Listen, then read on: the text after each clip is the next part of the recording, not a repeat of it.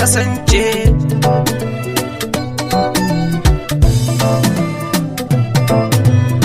Ya zan zamo a masu zance, mahaukaci ko adama wuce, ƙunar kice ta sani zance. Gare ni ke fitila ce na zayyano so kwatance.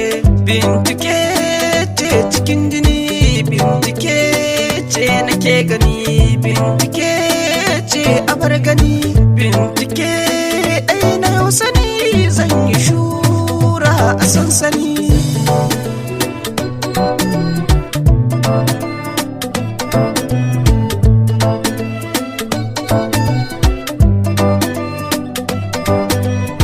Zo ki sharan amosani, ki goge ciwo da razani.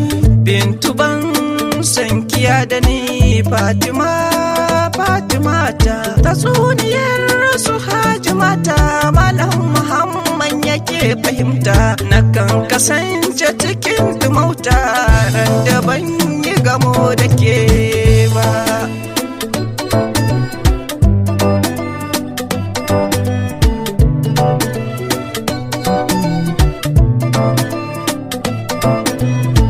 Irin zubin kyawun halitta da rabbana yayyo a fata, yakan sakan cikin wahalta idanuwanki masu tsafta. Zanen baki bari a gefe, su makiyanki zana jefe, na sassaka su a imuwa.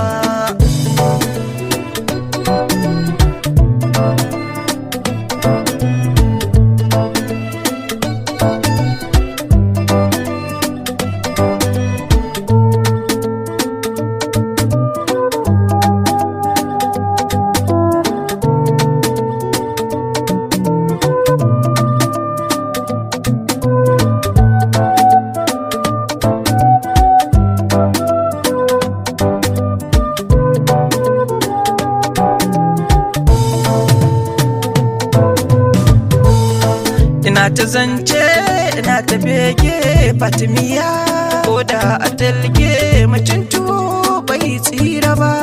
Ina nufin zuciyar masoyi tana duhu, babu yadda zai yi. Ga kuma san kina shirin zuma ne, karki bar ni cikin sumayi. Da rabbana na san shi yake yi.